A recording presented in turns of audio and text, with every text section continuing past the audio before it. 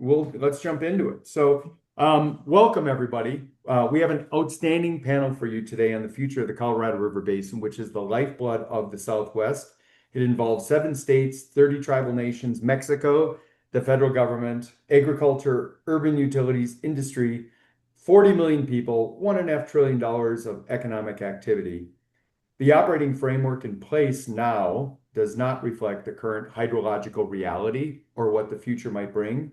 We need a new operating system. We need Basin 2.0. Our panelists are well-respected leading voices on the basin, and they make up a pleasingly complementary quartet, balancing views and expertise across the basin. Ann Castle is former Assistant Secretary for Water and Science at the Department of Interior, now at the University of Colorado, and one of the most respected voices we have on the basin and its water policy and on tribal water.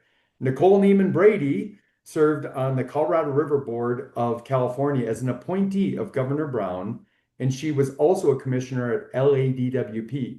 She has spent her entire career investing in and operating water, ag, and energy infrastructure. She brings the urban investor and capital lens. Terry Fulp is retired after 31 years at the Bureau of Reclamation running lower basin operations. He helped write the very rules that are expiring now, and he's been pulled in to help with the new rules that are about to drop.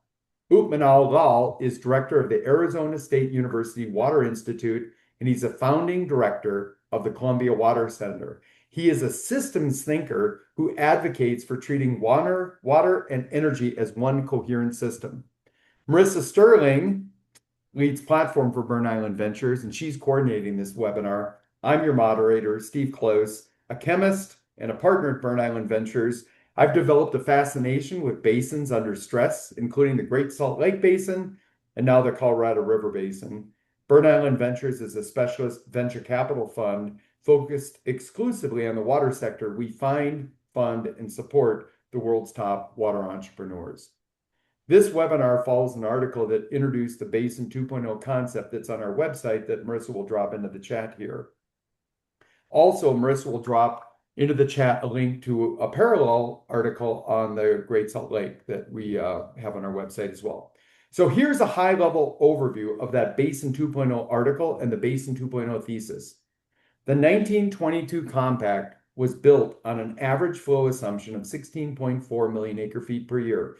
The original planners did their best, but they did not have the tools that we have today, and they used an unusually wet period of time to come up with that 16.4 million acre-feet per year assumption.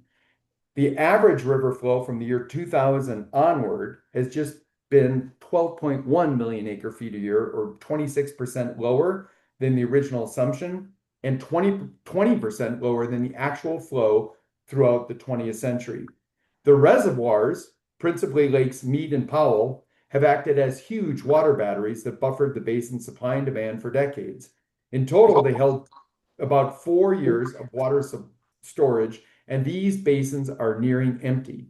There's just 16% of total charge, if you want to think of it that way, as water batteries. There's just 16% of total charge left in these water batteries before dead pool, the point at which water will no longer flow out of them. And only about 4% of total charge left before they hit power pool, which is the point at which hydropower cannot be generated. The really long duration water storage, if you get the analogy with batteries here, is groundwater, which has been depleted by 28 million acre-feet since 2002, or about 1.3 million acre-feet per year, which is about 10% of current annual river flow. So these water batteries are drained. The original planners designed the basin as a fixed system based on a hydrology that no longer exists. It worked for decades, but now is at the breaking point. We must prepare for more variable, overall lower average flow with a system that's adaptable to whatever the future might bring. So we need a flexible operating system for the entire basin. We need to know the control levers and their costs, their availability for near-term and long-term curtailment of water, while we maintain the ability of those water batteries, the reservoirs and aquifers, to play their vital role. The rules governing Basin 1.0 expire on October 1st. A new operating system is needed, Basin 2.0. So what then is Basin 2.0? Basin 2.0 is a flexible operating system based on the hydrology we have and could have in the future, reducing water use through efficiency and retirement, adding new water to the basin through desalination and reuse, and rebuilding the water batteries so they can maintain their vital role to buffer supply and demand. It keeps the water rights framework, but also reflects that when there isn't enough to go around, not every claim will get filled. What Basin 2.0 needs are the tools, the financing, and the operating decision frameworks that Basin 1.0 lacks. That's what this panel will get into. It's a hard problem, but a solvable one. The cost of stabilizing consumptive use might only cost $1 to $2 billion a year against a $1.5 trillion a year economy. You can think of it as an insurance policy with a premium that's only about 0.01%. We have an outstanding asset base to work with modern technologies and modeling capabilities that those original planners never had. Ann will get us started with what we're up against. Ann, over to you. And you're on mute, Ann, still.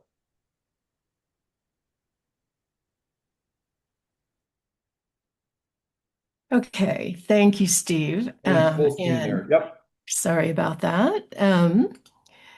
Yeah, so I am going to just give us a basic grounding in the hydrology and where we are today. Um, and I apologize to those of you who are so very familiar with some of these slides, but I want to make sure that we're all on the same page. So we're going to start with the available supply, and that we measure by looking at the natural flow at Lee's Ferry. Lee's Ferry is the dividing point between the upper basin and the lower basin of the Colorado River, just downstream a little bit from the Glen Canyon Dam that creates Lake Powell.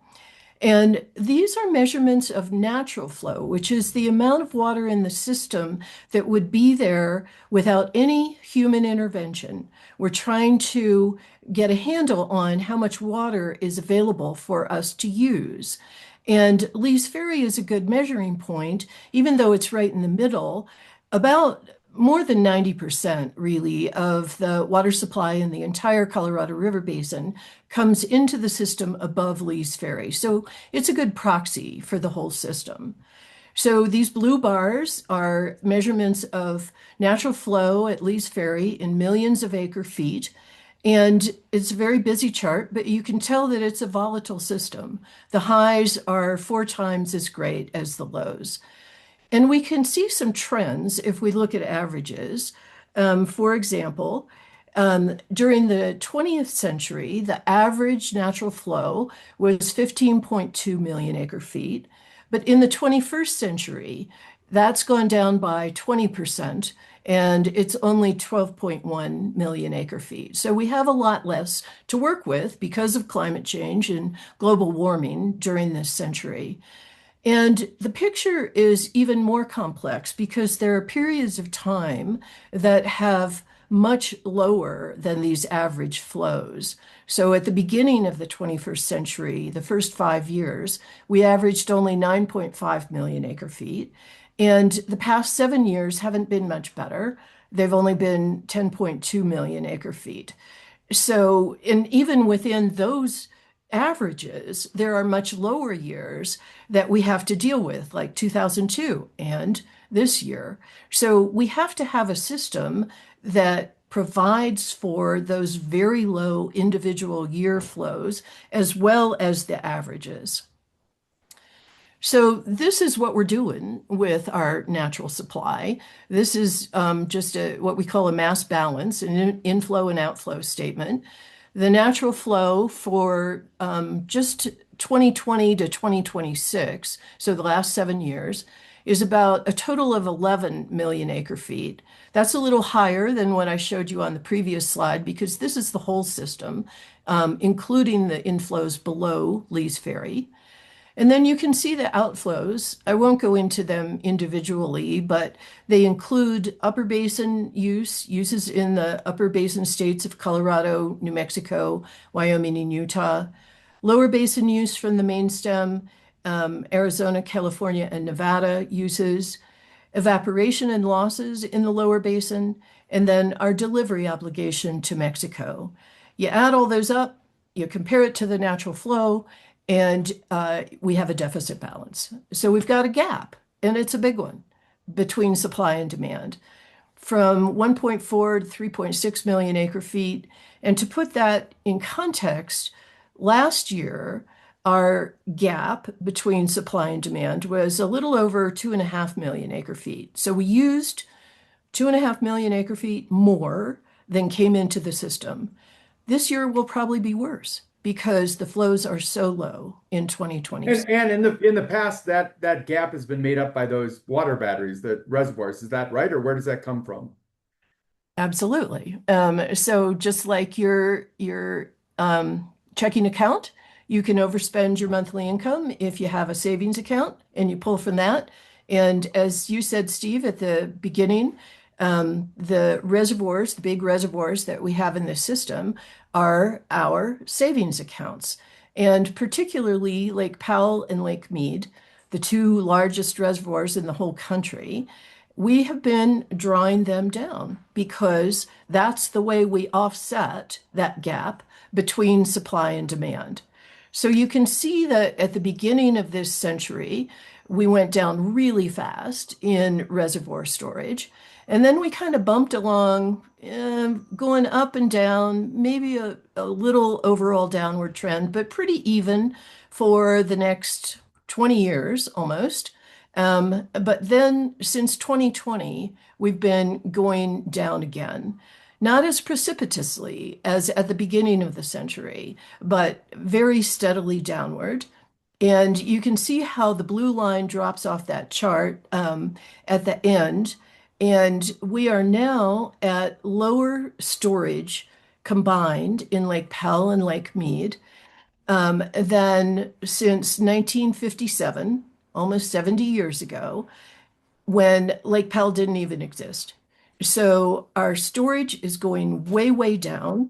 And you can see it's reaching that red line below which we don't have realistic access to storage. And we expect that blue line to go down even farther over the rest of this year and until April of next year when the snowpack begins to melt and we start to be able to fill up reservoirs again, hopefully. Every day until then, we're going to set a new record low for the combined contents of Lake Powell and Lake Mead. Not a great situation. I just want to flag the different consumptive uses of water in the basin. On the left, the pie chart shows all water consumption, and that includes reservoir evaporation and riparian and wetland evapotranspiration. So water that's soaked up and transpired by the natural vegetation. If you look on the right, you see just the breakdown in human use, and you can see that agriculture is almost 3/4 of the consumptive use in the Colorado River Basin, with the rest attributable to municipal, commercial, industrial, and other uses. So it's important to keep these uses in mind because we need to talk about, and we will talk about, how we're going to reduce use throughout the basin. So what's going on right now is that all of the operating rules that we have for the system, all the agreements about conservation of water, our deals with Mexico, they all expire this year, 2026. And we have all been hopeful that there will be a 7-state consensus agreement on how to operate the basin going forward. But that hasn't yet happened. There have been multiple deadlines that have come and gone. And in May, the lower basin states proposed a plan that is being considered by the Department of the Interior. And Interior and the Bureau of Reclamation have to operate the river. They have to operate the dams and reservoirs and provide deliveries of water using their existing authority if there is no agreement among the states. We are expecting a final environmental impact statement looking at the various different alternatives for operating the river and selecting a preferred alternative.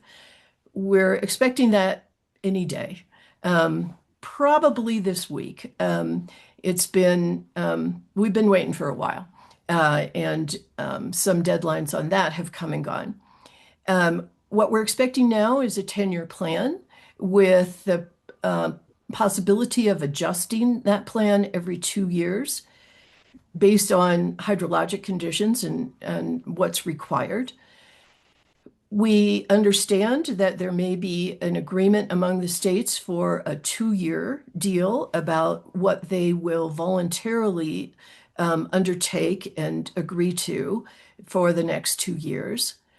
But we also expect that the federal government will retain the authority to reduce deliveries in the lower basin up to 3 million acre feet. And that's from a 7.5 million acre feet allocation to the lower basin states. We expect to see the provision for releases from upstream reservoirs, upstream of Lake Powell, and that's particularly focused on Flaming Gorge Reservoir in Wyoming and Utah. And then after the EIS is published, we expect a record of decision, which is the directive from the Secretary of the Interior saying, here's how I'm going to operate the river. We think that that ROD will come shortly after the EIS with not very much time for public comment. All of this, we think, will build on existing systems. It is unlikely that what we see in the EIS and the ROD will be Colorado River 2.0. It's more like Colorado River rebooted. So I'll stop there. Thanks, Ann. Thanks, Ann. So today we're going to cover 3 themes sequentially. First, the current situation, build on it a bit more. Then we'll talk about the toolkit of solutions, and then the economics. Hey, Terry, let's get started. Over to you. The new rules are coming by October 1st. What will they be and what will they get us?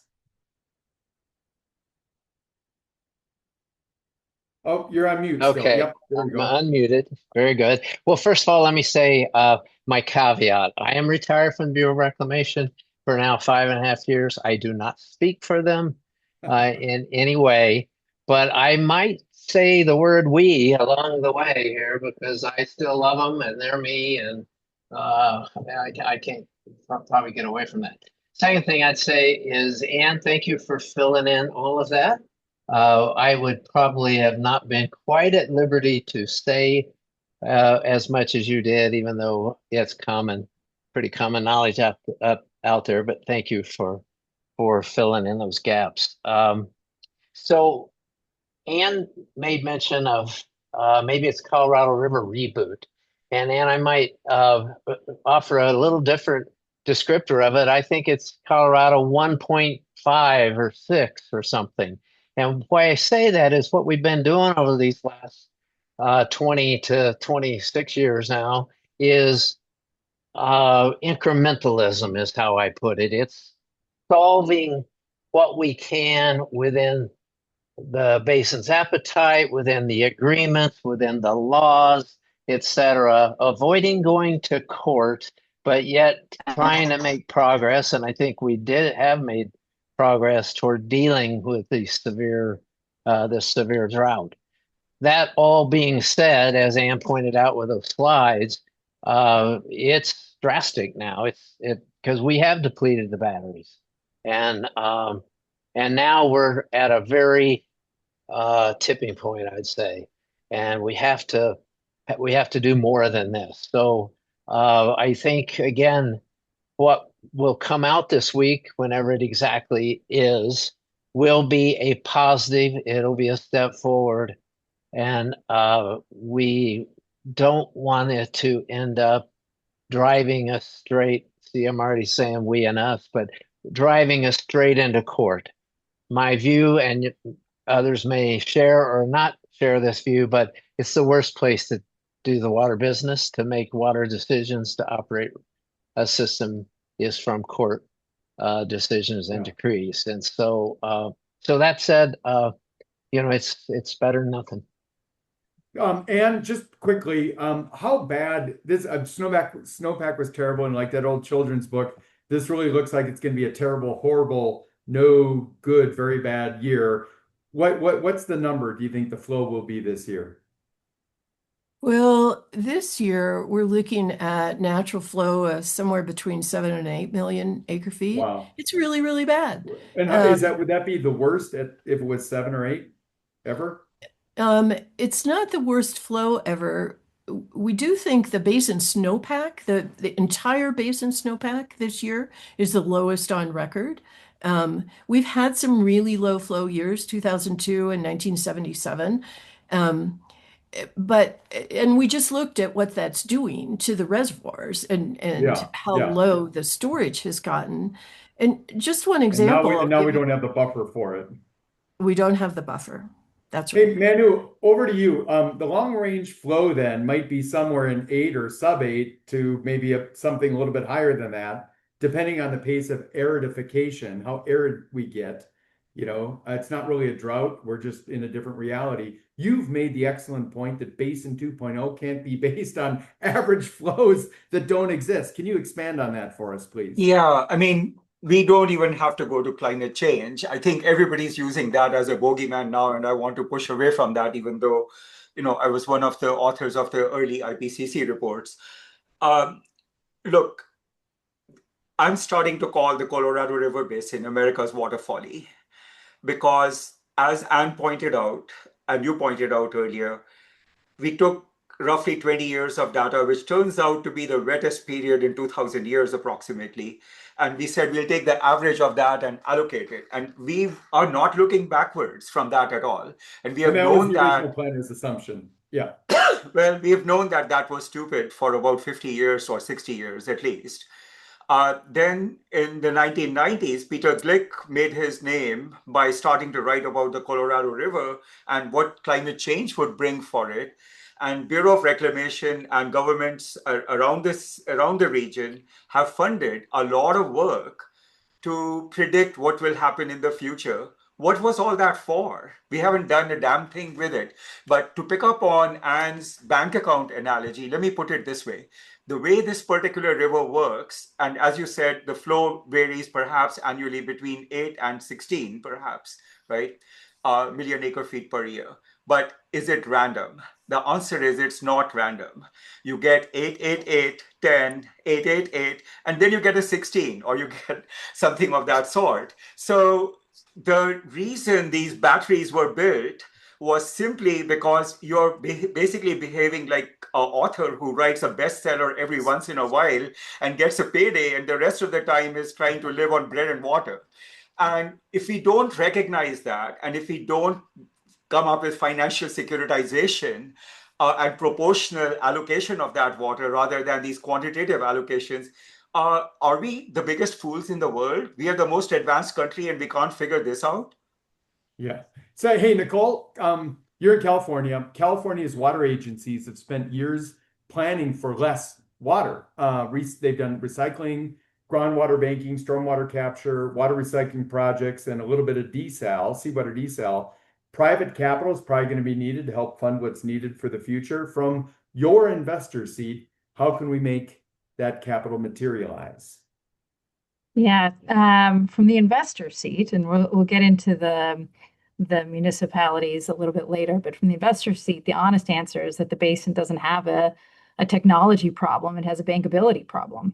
Everything you listed, recycling, banking, stormwater, desal, the technology works today. Capital isn't waiting on any of it to be invented. It's waiting on a contract. So just the quick context of why I'd frame it that way is, as you said, I've bought water for a city, I've sold it on the ag side, and now I allocate capital against it. So here's what capital actually needs to see. It's really three things. It needs the water to be verifiable.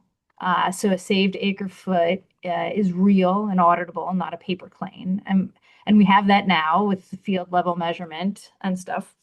It needs a creditworthy counterparty. And it needs a contract to be long dated. Nobody finances a recycling plant or a desal facility against a 1-year deal. We have the first two.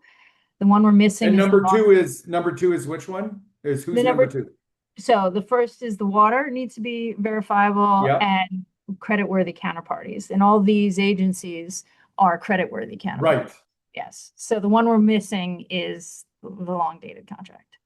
And that's the whole ballgame. I mean, think about how solar evolved and scaled because water is missing that same piece. Solar didn't take off on the technology. It took off on the three legs: a state mandate that forced utilities to buy, a federal tax credit that fixed the economics, and the 20-year PPA that turned both into a bankable cash flow. So the PPA turned electrons into an asset and that you could finance, and then $500 billion showed up, and water is just still waiting for its PPA moment. So to answer directly, the rules on October 1st won't get California there. Rules will keep the water flowing, but they're not going to bring in $1 of new supply. What brings the capital is the first creditworthy long-term contract of water for water, and the federal government is the natural entity to write that and to make it work. And we don't have to be hypothetical here. The federal government can buy an option from an entity like Metropolitan to hold up to 1 million acre-feet of water behind Lake Mead. It's an annual premium for the right to require Met leave the water there. And we're not that far from that. We're actually closer than you'd think. The feds just did a crude 1-year version. They're paying Met around $365 an acre foot to leave conserved water in the system. The proof it works is already on the table. What's missing is really doing it in a durable, long-term way instead of a panic buy that expires this fall. If you sign that, and then the private capital you're asking about stops waiting and starts building, you start getting all the stools of all the legs of the stool in one contract. Good stuff. And we might come back and touch on that in a bit. So October 1st is going to get us incremental rules. So what's this new operating system need to look like? I'm going to pull up a slide on the toolkit here. Let me get this up. Marissa, if you could give me the thumbs up when you guys see this here. Here, good. Yeah, great. So this is about closing the gap just in some sectors. So like Ann said, agriculture is the big consumptive user here. It's somewhere around 3/4 of the total. So and as Nicole mentioned, verification is really important in consumptive use reduction. It can't be, it's got to be verified. And so this could be through compensated fallowing, outright water rights purchases. And then verification is OpenET, ET being evapotranspiration is an open source platform for that. There's others that are available, list there what the, potential opportunity set for the savings might be, as well as, the costs. In outdoor urban, turf replacement programs have been great. Also, there are great concepts. We have a company in our portfolio, Irrigreen, that cuts outdoor irrigation by demonstrated just over 50%. Also, leak reduction, and for municipalities in their drinking water pipes that are under pressure, a little crack in that drinking water pipe and it just leaks out. That is extremely common to happen. Reuse, Nicole, you've talked about that. It was mentioned potable, non-potable reuse, aquifer recharging as well. There's examples of that. Seawater desalination. California's allocation for the Colorado River is 4.4 million acre-feet a year. You can imagine a nice slug of that being seawater desalination. Now, California's only got one modest-sized desal plant really in Carlsbad. The world today does maybe 35 to 40 million acre-feet a year, totally globally, of seawater desalination. So I think it's reasonable over the next 20, maybe 30 years for California to do 1 to 2 million acre-feet a year of seawater desalination that could be counted as part of its 4.4 million acre-feet a year of allocation. And subsea desalination, like our portfolio company Flocean, really changes the economics and drastically the environmental footprint, and permitting timelines for deployment for seawater desalination could be a big enabler. And then the tribes, as we've mentioned, have to be part of the conversation. Need to ensure their rights, but also potentially off reservation leasing, as well as conservation and storage. And this is kind of an all the above that we need, for all those. So I'll stop there. And now on to the question. So Anne, as we mentioned, ag is responsible for 3/4 of the water use or so. Can efficiency programs alone close that gap, or does some have to come out of the system, some water use out of the system through compensated following, or do we need permanent retirement?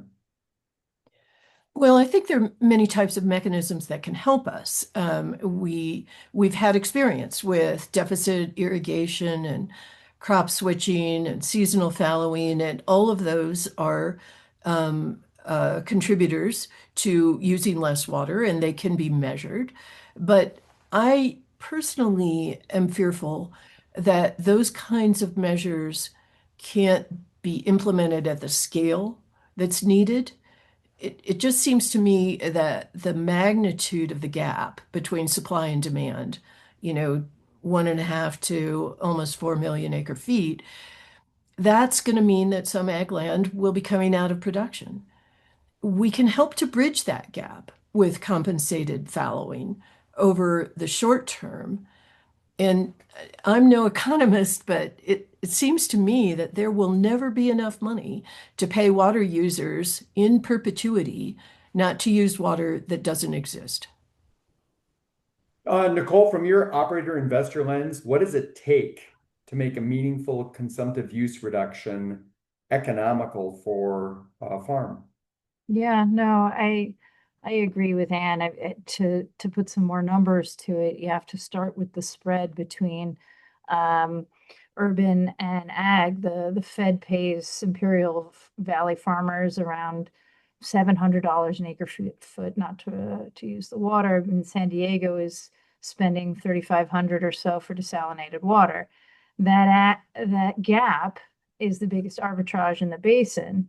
And the fact that we can't trade across it tells you that it's what's broken here. And there are efforts to try to see what can be done about that. But what makes things economical for the farmer isn't really the price, it's the duration, the tenor, and the counterparty. When we offer a 1-year fallowing check, nobody is retooling their multi-generational operation with a 12-month contract. I mean, what pencils for entities or families and is longer dated credit-worthy contracts that lets a farmer finance the transition. Maybe they switch crops, or maybe they invest in drip, or maybe they take ground out, and it lets outside capital underwrite it alongside them. And the one thing that I think investors get wrong is, $700 is what's paid to the user, but it's not the cost of the water. You add measurement, verification, and shepherding it to the reservoir and a holdback and a durable conserved water is closer to 600 to 1,000 all in. Still the cheapest real supply in the basin, but you have to really think about the broader implications in order to move folks. Yeah, excellent point. So Terry, a couple years or so ago, the federal government paid farmers in California's Imperial Valley, which is the single biggest water user in the whole river, about $700, as Nicole mentioned, for every acre foot of water that they agreed not to use. What can we take from that? Well, I think the quick answer or direct answer to your question is that was the price at that moment in time. And I use this as an example. We entered into a pilot fallowing program, conservation program, I should call it. I don't remember, 2017, maybe in that time frame, and went out and offered it up to our constituents in the lower basin. And I think our first contract was for $80 an acre foot or something. I don't know, in that range. And so my point is, that's probably not the way to do this most efficiently, especially when large volumes of water are needed. And so how to do it, I don't know. I've heard people say, yeah, well, you need auction and have an auction. I don't know if that's true or not, or works or not. But the point is, that's what we learned. That was the going price at that moment. What I would also say, and to Nicole's points, you made good points, Nicole. I would just offer up that, particularly in California, and particularly with Imperial Irrigation District, they have been on a path for 20 years of improving their efficiency. And it started even before the QSA, as it's called, the Quantification Settlement Agreement between them and San Diego and the rest of the state of California to provide water to San Diego from conservation. So I don't want to leave people with the idea that all this land is irrigated by flood fallowing. I mean, flood operations is what I mean to say. It's not. There's a whole, and I know, Nicole, you weren't implying that. I just want to make sure the broad audience here knows that there has been and still is a lot of activity going on to increase agricultural efficiencies. I think we might touch on this idea of pricing water and auctions and so on in a bit. But Manu, over to you. You've said that it's a mistake to call this exclusively a water problem, that it's actually more, could be considered a land use problem. Can you walk us through that, please? Yeah, I think I want to use two examples. One is that we worked for about 10 years in India to understand groundwater depletion and what could be done about it. And all I'll say about that is that what I learned was that it really was not the water problem. It was how the agricultural system was being managed. And the Indian government runs the largest contract farming operation in the world, and they could actually tweak it whichever way they want, but they haven't. So that's where my thinking about land use started coming in. But the second example, which is more germane to this location, is the Westlands Water District in California. These guys contacted me several years ago, when 2015, 2016, when there was a drought in California. And they said, we want you to discuss with us what we could do, because we have done every form of water conservation and agricultural practice change and improvement. And we have invested a lot of money. And the governor is coming in and asking us to take a 25% cut, the same as the goofball who never did a damn thing. So we looked into that. But fast forward, guess what? These people have now decided that they are actually fallowing quite a bit of their land, and it's going to have solar panels on it. It's really an examination of risk discounted economic value associated with the land. And the risks come from water or climate, the risks come from business practices, and the risks come from the labor force. And so when these people analyze all of those options and the fact that their children now are not interested in doing this, the options change. So when we talked about fallowing earlier on, the question is, are we doing the fallowing or changes in land use because we want more water for someone who is not defined? Another farmer, who is it that we are asking for this water for? Is it the cities? The argument that you were giving with your structure was the cities could actually get by with reuse and desal because their willingness to pay for that sector is there. So we have to really think about what are the option sets available to the farmer. And the biggest lever we have available is, we need to get away from the entitlements. This concept that we have to pay these guys not to use water suggests that somehow the water belongs to them and not to the nation. Very funny, actually, if you think about it. Why don't I have allocations of the same sort? Why don't you? We have prior water rights in the West, so the people who got there first, the Native Americans, deserve all the water, right? Because they had that right first. We are not giving it to them. So why is it that we cannot do the rational sort of decision making in this particular case and say, we will support you through investments to transition, but we are not giving you money for free for not using water. That's the most insane thing I've ever heard. Thank you. Nicole, a lot of cities in the parched Southwest have already done a lot to cut water. Is there meaningful amounts of water left to save in the urban areas? Yeah, cities have done a lot of heavy lifting on some cheap stuff, codes, appliance standards, turf removal. Las Vegas is the model. Yeah. They really bought back real consumptive use at the lowest cost per acre foot in the basin. Um, Outdoor water in a desert city is the cheapest wet water you'll find. So yes, there's more to save, but we have to be honest about the scale. What's left on urban conservation side is real, but it's small next to agriculture. But there is a lot more that's interesting with urban. The biggest thing cities can do now is manufacture new supply through reuse. Excuse me. Potable reuse is a real new water. LA has two of the largest programs in the country underway or developing them. A big lever ahead is the LADWP's Operation Next at Hyperion, about 175 million gallons a day, which hoping to achieve in 2035, and Met's Pure Water Southern California plant in Carson, also about 150 or so million gallons a day. Together, over 300,000 acre feet, roughly. And I'll be honest, those projects are very big, but they're still years out and they're expensive. San Yeah. Diego's is coming on the soonest.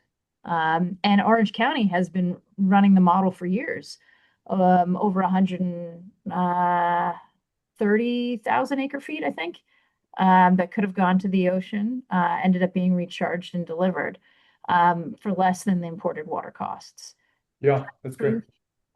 Because where wastewater flows, wastewater is going to flow whether the snow does and whether the snow comes or not.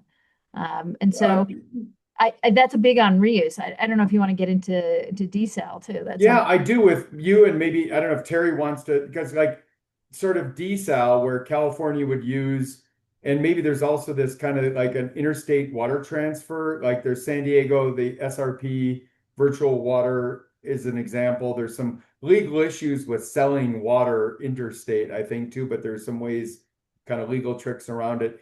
Do you guys want to comment on like, could desal really deliver 1 to 2 million acre feet? I mean, what do you think the opportunity set here is for desal? So, Terry, do you want me to start with what's actually happening? Does it work? With San Diego, they built the Carlsbad plant, 50 million gallons a day, largest ocean desal plant in the country. It's now arranging to send some of that supply to Arizona to the Salt River project. And this has been something that's been in the works for quite a while. But just to be clear, nobody's piping the desalinated water hundreds of miles to Phoenix. It's this virtual paper exchange. But as San Diego has conserved, and they will be drinking, though, the desal water at home, it doesn't need the full Colorado River entitlement, and it would leave its share in Lake Mead. Then Arizona takes an equal amount through the canal that it already owns and pays San Diego. Net zero-ish on the river. The molecules never cross the state line, but the counting does. And so you could use existing infrastructure to make that all work. Yeah. Yeah. And I would only add this, and that is certainly this idea of exchange has been used for a long time. That is, one entity leaves their water on the river to go to another entity based on an agreement. It's worked quite well within a state. The problem has been crossing state lines. Back in the late 80s, early 90s, this idea of interstate transfers, exchanges, whatever you want to call them, was being talked about. And Reclamation even drafted guidelines, I think, in 1994 to cover these kinds of things. But there wasn't appetite in the basin for it at the time. And so maybe with this particular deal that looks like it's going to happen, maybe the appetite is here now, or at least somewhat here. And that is what needs to happen, in my opinion. This is just long-standing feelings of what the law of rivers you can and can't do, et cetera. But our a mentor of mine who's passed away, Bob Johnson, always said, the law of the river is whatever you can get everyone to agree to. So that's the idea. With these kind of pressures, we need agreements, and people will come together and agree. Necessity is the mother of invention, isn't it? Yes, exactly. And we're seeing that now. We're not really going to have time to get into this thing about, while we're dealing with, a more arid time with these water batteries uncharged, we've got industry seemingly to grow more semiconductor fabs that are water intensive, some data centers that do use some incremental amount of water, other industry too on top of it all. So demands probably aren't going down here, and that's all got to be balanced. So, Nicole, anything else you want to mention on that? You brought up this concept about, the three legs of the stool that have to come together, and the Fed's purchasing water allocation. Would that be like as an option or a firm agreement? Do you want to take us through that concept just a little bit more? Sure. And I also realized it didn't answer one of the questions about the 1 to 2 million acre feet. I think it's a combination of all those things, because the desalination that you'd have to build would be about 18 or so Carlsbad plants to get you there. So you need a little bit of all of this, and so the federal concept that I was talking about, I think could work as an option type. I introduced it earlier, but this call really has to sit with the feds, and Met earns the premium whether or not it's exercised. It's a discretion, and there has to be some sort of discretionary out for Met, but it couldn't really be one that if we leave the water, but only if we want to. It has to be financeable. The whole value sits on that the feds can count on it, and a contract, an option could be written along these lines. The second is the phantom water concern that Anne raised. Right. What's phantom water? It's when you've priced real water in storage. You have to see it verified by the lake's elevation. That's real water. You're paying to keep wet water in Mead, not to actual wet water. Right. Not to retire a paper right that might be dry in a year. I think that's a real distinction.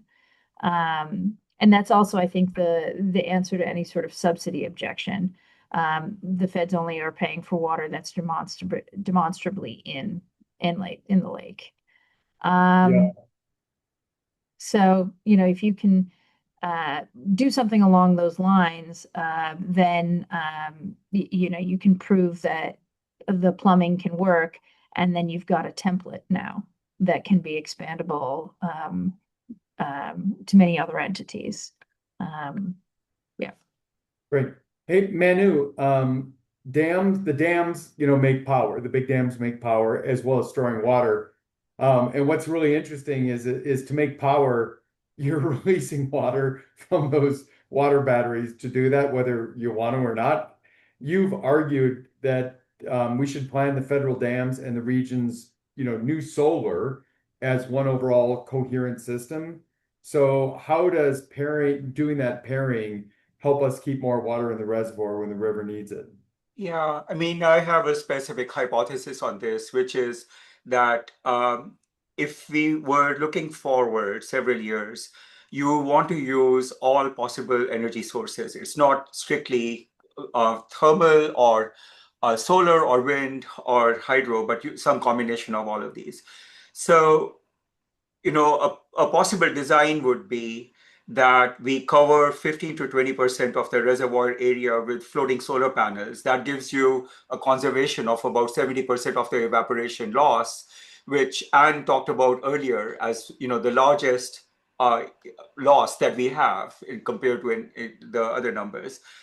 Um, Now, if you do that, the interesting thing is that over six different reservoirs, larger lakes and reservoirs in the general area, including Utah, um, nameplate capacity of solar that could be generated is 160 gigawatts.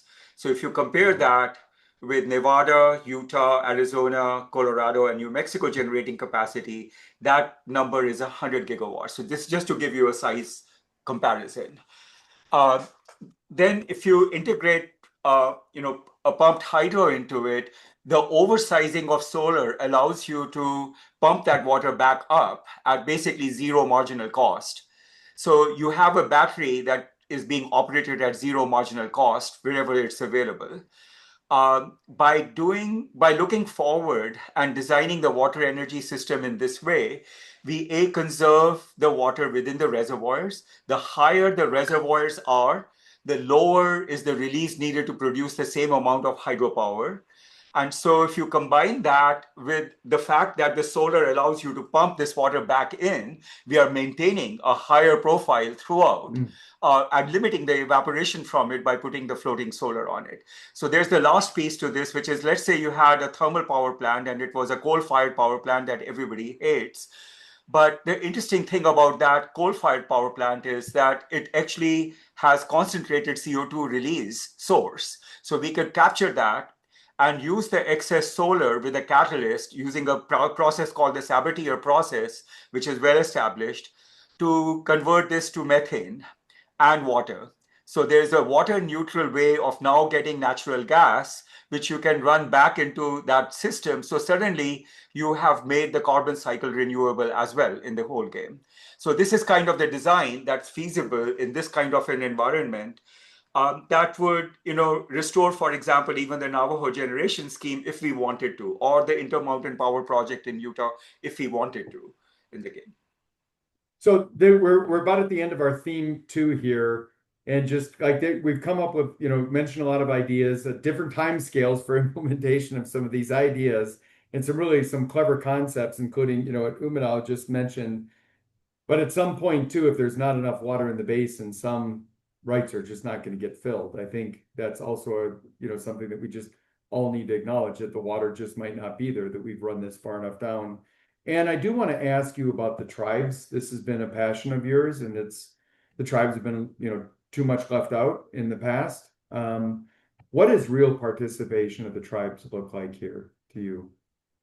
Oh, thanks for the question, Steve. And I want to address that. And I also want to add a caveat about some of the discussion about efficiency and augmentation of supplies. Yes, go for But I think we have made a lot of progress in terms of inclusion of the tribes in these very lengthy discussion and decision-making processes. And the one example that I would suggest is in 2024, the Upper Colorado River Commission entered into a memorandum of understanding with the 6 Upper Basin tribes that created a formalized structure for inclusion of the tribes in the negotiation, discussion, and information dissemination process that the UCRC engages in. And I think also the Bureau of Reclamation has made serious efforts, more so in the past administration, but some continuing, to keep tribes in the loop and listen to their concerns and exercise the trust responsibility to protect tribal interests. Has it been enough? Absolutely not. but it is a different and more inclusive process than existed previously. And I think it is putting us on a better trajectory. Going forward, I think we should formalize tribal involvement overall in the basin, just the way it's Mm, been done in the upper basin, so that regardless of which individuals are sitting in the seats of decision makers, that collaboration, that inclusion will continue. So that's what I'd like to see going forward. The caveat that I wanted to offer is when we talk about agricultural efficiency, it's important to recognize that more efficient infrastructure, more efficient agricultural operations don't necessarily save water. You can get more efficient and raise a bigger crop on the same amount of land and actually use more water. And so when we talk about efficiency, we have to be really careful to make sure that we're achieving the purpose that we're trying to achieve.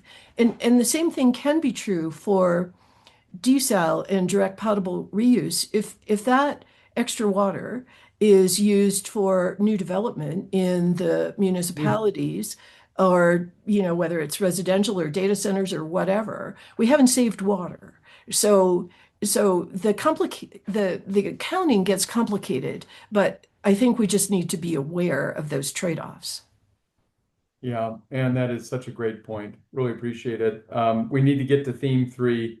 So now, like, a question is like, how do we pay for all this? Now, there's just going to be some water that's not available, and you made that point on the late Friday prep call that some water is not going to be available. So it's not like all the water's got to get paid for, but there are these programs that we talked about how to pay for it all. I'm going to share just a slide on this briefly to frame it and then turn it back over to you guys.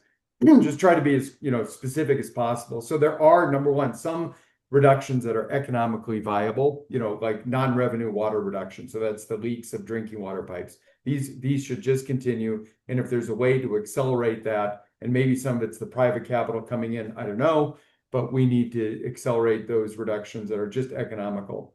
Number two might be corporates to pay water gains, water offsets. An example here is like with carbon credits. There are corporates that are voluntarily purchasing carbon credits. And we're seeing this now on the water side, where especially some of the big consumer brands and hyperscalers are actually paying to offset their water use. And we could see this being extended potentially to semiconductor or to power plants. Number three, really, this would be a great anchor, is for the federal government to pay for annual reductions, not of phantom water that's of the lowest rights holder that they're not going to use anyways, but of real water reductions was mentioned. This would then catalyze a market to form. If the federal government would do that, that can help set a price. Maybe it's through an auction or something to help figure that out. They set the price. And then if they're the kind of long-term offtake for those water reductions, then that can catalyze a market to come in and form to fund those programs to achieve those reductions that ultimately the federal government is going to be paying for, unlike a long-term program, Nicole, like you mentioned. Or it could just be the feds just retiring some water rights outright instead of an annual thing, just like, here's a check, buy out the water right overall. And again, not of the phantom spending we're saying here that, our prep for the panelists brought out, well, the lowest rights holders that are probably not going to have water, but really make sure that it's really water rights that are being purchased that is going to take water out of the system. And then the new water supply, like we talked about with desalination and reuse. So back to the panelists here. Anne, who pays for Basin 2.0? The federal government, I think you've said, and others, needs to play a central role, but yeah, who pays for it? Where does the money come from? And, who does it actually go to? How to manage all that? Well, I don't want to be flip about this, but I think the real answer is we're all going to pay. I think people in cities will use less water. They'll have less water to use, but they may be paying higher monthly fees. People who eat food, like all of us, will likely pay more for winter vegetables and beef. I think state and local governments are likely to gin up programs to help with transitioning to lower water use, whether that's different crops, efficient infrastructure that does save water, new uses of land, as Manu was talking about. Um, and I think the federal government, as you said, which we all pay for, will most likely play the biggest role. Um, they will help, I think, with transitions to lower water use, development of new water sources like desal and direct reuse. Um, we're not going to be able to pay people to not use water that doesn't exist, but we can help people to transition to lower water use or different land use that doesn't use water. And I just call attention to there was a letter to Congress written last month that was signed by more than 75 organizations in the Colorado River Basin requesting $2 billion in bridge funding for Colorado River drought mitigation. Bridge funding. That's that transition that we're talking about. That is probably just a down payment on what will ultimately be necessary, but that's what people in the basin are thinking is necessary in the near term. So, and maybe Manu, this retirement question, not like Terry's retirement from USBR, but like, water rights retirement comes from different starting points. And you've made the point on our prep calls and our long email threads, let's make sure we don't hollow out communities. Manu, you've really talked about, hey, let's go for higher value uses of land, like, solar, so farmers maintain an income stream. And I think you guys are converging. So, like, is the answer really about funding a transition of these it's not really just, hey, let's buy their water, but it's about funding a transition and kind of an economic redevelopment bridge here. Do you guys want to comment on that? Yeah, I guess I could say something very quickly, which is um, we have a history of federal investment in the West to do sustained economic development. That dates back almost 100 years now, right? 90 years, whatever. Uh, I think the questions that we are struggling with water really need to be cast as what is the economic development or sustainable development horizon of this region? Who's investing in it? Is it a public-private partnership, and how do you do it? I'm opposed to paying off entitlements. That I think is useless, and I said that earlier. So I think that energy is critical for the development of the economy of the country. This is a region which has the best solar resources in the world, both in terms of potential and Yeah. lack of variability. We have to be investing in that. What we use the energy for is secondary, but I think so that investment has to be in place. Uh, this is a region that's very attractive for a lot of people to move into, and we have been seeing that kind of a demographic change going through. Most of the people who are moving into this region want higher quality services. They want higher quality food. And the higher quality food is increasingly non-meat food. I'm not trying to preach veganism here. I'm just saying these are demographics that we have to pay attention to. So if you think in terms of agriculture, that could be done in polyhouses, in greenhouses with much lower water use, in a controlled environment where pesticides aren't applied. That's an investment opportunity. It's not necessarily a private sector investment opportunity upfront, but if you're going to give $700 an acre foot to people per year, direct it in that way so that the private sector can then leverage that and create an enterprise that is high value with local high quality food. Excellent. And how do we make sure we don't hollow out communities here? Or do you have a comment? Well, that is something that I worry about because if we don't intervene and there's just less water to go around, the things that govern our water use are the prior appropriation doctrine and the market.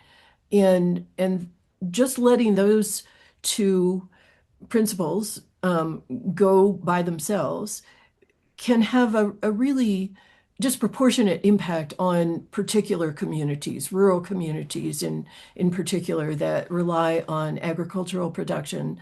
And I think we can help that in the kinds of transitions that Manu just described.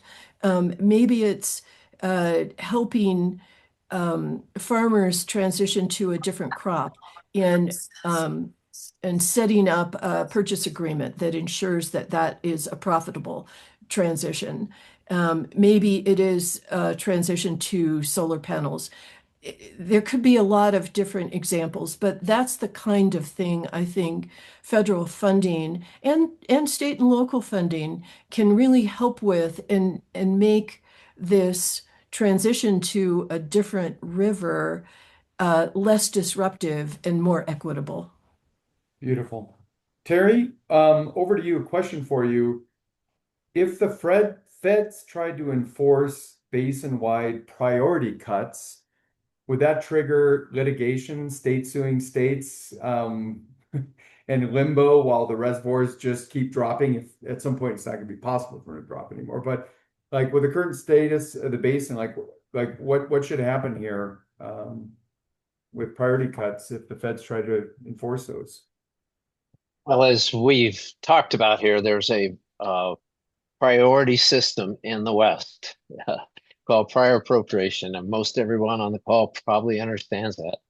The bottom line is the feds have authority to operate these reservoirs, and so cuts are needed. Absent agreements, cuts would be made following the priority system. So to answer your specific question, would someone sue about that? Yeah, anyone can sue about anything and likely would, but depending on whose ox got gored. But that is the basis for reductions, and particularly in the lower basin, it's pretty strict and it's easy to understand. Not easy to understand, it's easier to follow. Let me say it that way. So the probably bigger question, Steve, would be, if we made cuts that don't follow the priority system, my answer is absolutely we would be sued. Almost 100% guaranteed that would go to court. I'm one of the folks that believe you don't operate reservoirs, as I've said before, in the best way through court decrees or court demands or just being tied up in court. And so that's where the agreement part comes in, that we're all seeking, at least in the lower basin particularly, is to get agreements to allow a softening of following a strict priority system, so that people don't end up with nothing. So, hey, Nicole and Manu, we touched on it earlier today, and then we've talked about it in our prep stuff, which is kind of like a basic tool that would be, how much would people, farmers, cities, others be willing to, defer their water use at what price? It's sort of like a price demand curve. The pieces exist, but nobody's really, built that demand curve. I guess if there was a federal auction, we might get there. But like, is that one of the most useful things that the feds could do, is try to build up that demand curve so we would know, have a better idea of the cost of taking water out of the system? Sure.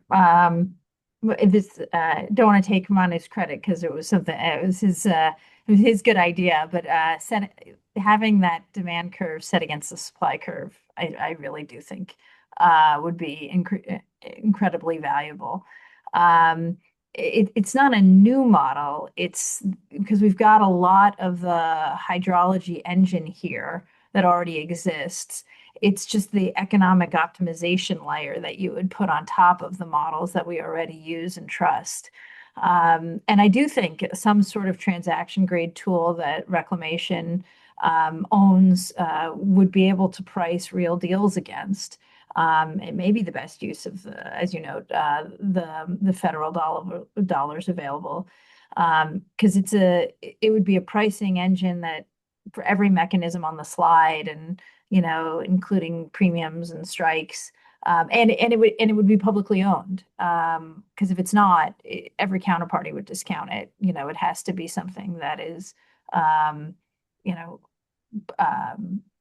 it creates a commitment that we all agree that this is the way that it can be calculated. So I think that would be very, very beneficial. And then it would enable you to then utilize it further as you try to transact and build capital around it. Manu? Yeah, I think Nicole captured it very well. These things need to be dynamic. The valuations change all the time, right?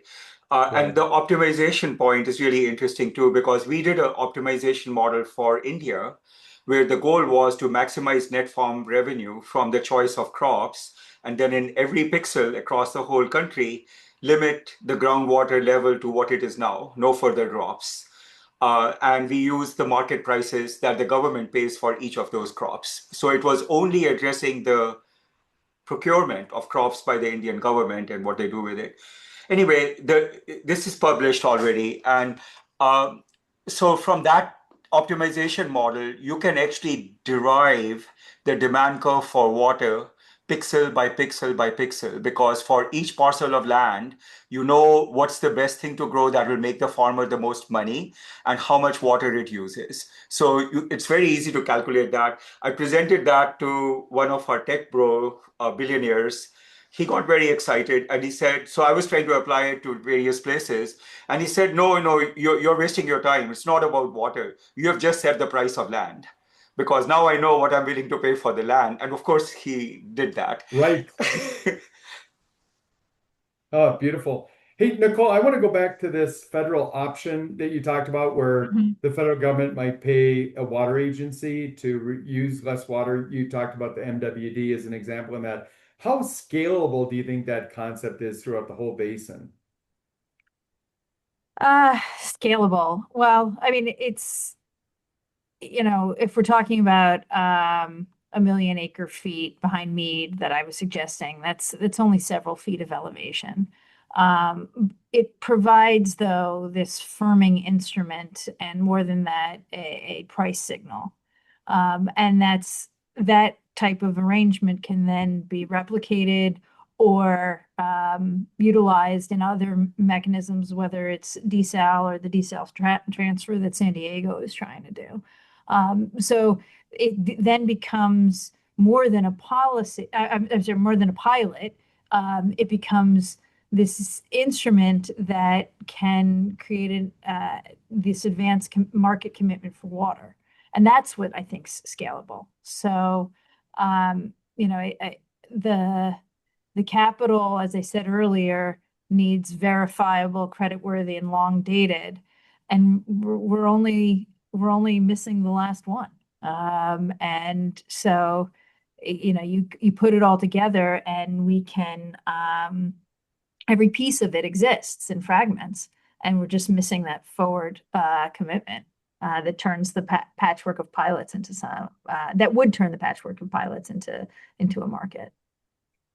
So I got one last question. It's gonna be for Terry here, and then we're gonna get to some Q&A. Marissa, you could maybe help with that. But if anybody's got some hot questions, if you can write them succinctly and clearly and drop them in the chat, that'd be helpful. Terry, a closing question to you. You've said that really we need the basin state principals, the representatives from the governors appoint from each state. Like we need the right people in the tent here for this.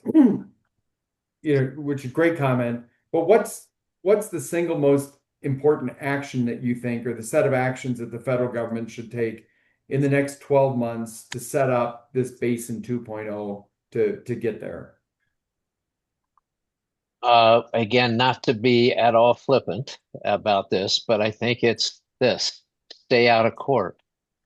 Implement these new operating rules for a 2-year period, and then allow them to be flexible for every couple of years to give time and space to have this conversation. The worst thing we could do would be to come out with rules now. By the way, you have to have rules to operate reservoirs, in my opinion, but to come out with rules that are going to immediately take us into court, because once that happens, there won't be, in my opinion, productive conversations on how to do this better. Everyone will go entrench into their corners, and the big legal teams will have control of it. It does seem like, what we've come up with on this panel is we've talked about a range of tools, levers to pull for either consumptive use reduction or applying new water in the system. We've talked about, a pricing model, how this could get paid for potentially. We've talked about, priority cuts they're going to happen no matter what. Like if we don't get Basin 2.0, it probably would be worse than if we get to Basin 2.0. So it seems like there's got to be some convening, probably the feds, to try to help pull together a grand bargain, so to speak, towards a Basin 2.0. Would you agree with that or not? What do you think, Terry and Ann and others? Well, I think, yeah, I understand why you used grand bargain. That has a different connotation on the river right now because it has to do with the compact and a bunch of other gobbledygook. But yeah, I think in general, I agree with that. Me too. Great. Well, let's get to the questions. The first one I just see here, there's been a few talks about one lever that we have not discussed, which is cloud seeding. Have any of you guys looked in detail on cloud seeding? Do you think cloud seeding is a viable option to be one tool that maybe doesn't provide the full answer, but is part of the answer? Well, there have been some studies of cloud seeding. It's really hard to study and hard to measure because you don't really have a control. You do some cloud seeding in a watershed and then you try to decide whether it made more water. And you can look at other, reference watersheds, but no two watersheds are the same. So it's hard to study. The studies have been somewhat inconclusive. There seems to be, at least from what I've read, more of a trend toward believing that there is some incremental benefit, hard to measure. I think we don't yet have the scientific tools to really know whether the cloud seeding investment produces the proportionate amount of incremental water that makes it worthwhile. And if you did cloud seeding in California, but it took, Nevada's or Colorado's water, that's not really, so it's got to be studied. It's a good, interesting concept. Here's a question. I think this is really interesting. How can we move from surface water storage to aquifer recharge? How can we do more aquifer recharge? And evaporation, we haven't really talked about evaporation. It's kind of an incremental, but it does add up. How do we move from surface water storage to do more aquifer recharging and groundwater storage? Well, I'll venture this. Groundwater recharge and storage is extremely important to many things. And I don't mean to discount that. However, what we don't lack right now is storage capacity. We've got plenty of storage capacity. So right now, that doesn't seem to be what probably our focus should be. Although locally and in certain areas, there are really reasons to be recharging and very valuable reasons, and it's going on. So I don't want to discount that. That's my reaction to it. Okay, one more question for you guys, and then we're going to get to the pithy responses to the final question. What's the single largest point of friction into getting all the states, Mexico, and the tribal nations to agree on essentially Basin 2.0? Well, I'll take the first cut. Got to get them to agree to Basin 1.6 first, and they haven't done that. So it's incremental again. I hate to keep harping on incrementalism, but it's been the only way we've been successful to take these little small steps forward. And from my perspective, to get around heads around Basin 2.0, we need champions. We've got to identify champions, both in the feds, the states, the locals, and get the concept understood and identify some champions and get some momentum that way. And I All just right, add great. Go ahead, Ann. the reason it's been so hard is because of the situation we find ourselves in now. I mean, look at this past year with such low stream flows and virtually zero snowpack, and at the same time the reservoirs are depleted, so we don't have that cushion anymore. And so we're talking about significant reductions to the water use that people are accustomed to. And that's really hard for water users, but it's also really, really hard for political officials, elected or appointed, to agree to reductions in use for their constituents.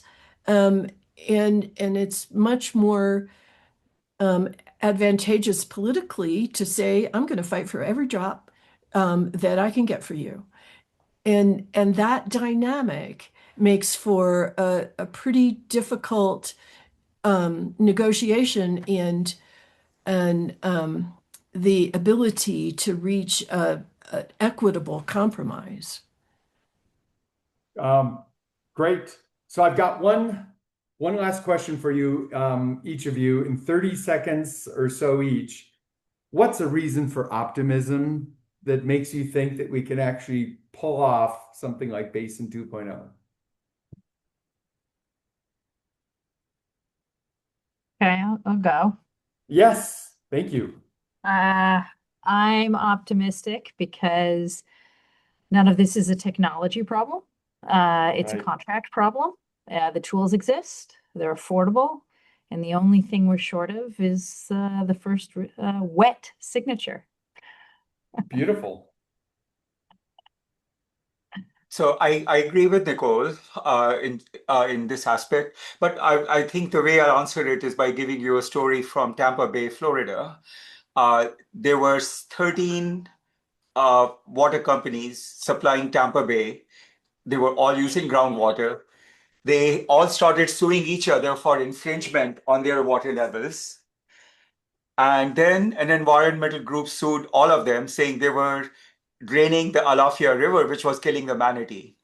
The judge ruled, and this is the important part, that these guys had to figure out how they were going to cut their groundwater use by 50% over 10 years, 50, not 30, as in the Colorado. And they could not bring in external water, and they had to figure out how to do this. So what this led to was one company being formed from those 13. Largest desal plant in North America being built at the time. They discounted water conservation as a strategy. Fast forward to today, the utilization of the desal plant is 13% of the time, because once the price for water was raised to cover the cost of operating the desal, water conservation kicked in hard across all users. I'll leave it at that.